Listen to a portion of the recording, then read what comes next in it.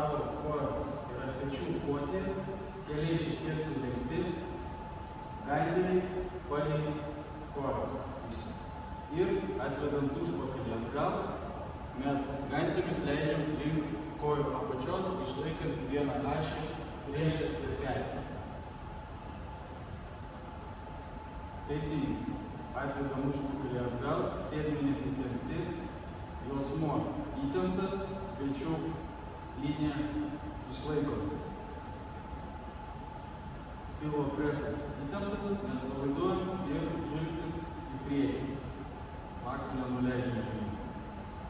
Lengvesnė šio pratimo versija, vadinama sumo, kojų padėtis dviguba pečių plotyje, pėdos žiūri į šalis, pratimas atliekamas su štanga, įdaromas įtupstas, keliai žiūri į pėdų pusę, pasiėmama štanga ir sutiesia nugarą, maksimaliai įtemptų presų ir pečių juostą, kylam į viršų.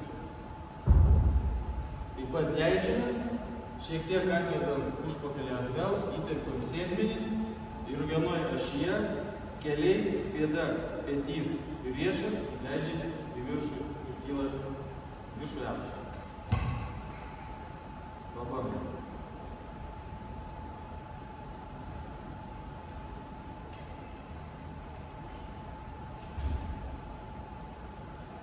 Užpakalis atvedamas atgal, keliai užbėga už pėdų,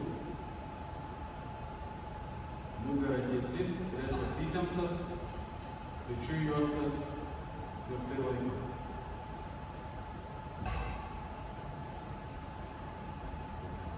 Dabar atliekame sudėtingesnę šio pratimo versiją, deadliftas su štanga. Kojos pečių plotyje,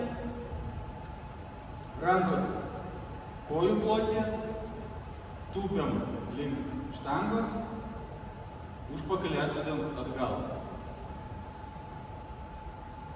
Štanga keliama palei kojas, įsiremiantis, neužeinant už kelių liniją, tiesiama sėdmenų pagalba, ištiesant nugarą. Priešas ir petys vienoje ašyje, vaikštant iš viršaus į apačią link pėdos. Juosmuo įtemptas, presas įtemptas, sėdmenys įtempti. Vienoj trajektorijai, neužeinant į priekį ar nesviriant atgal.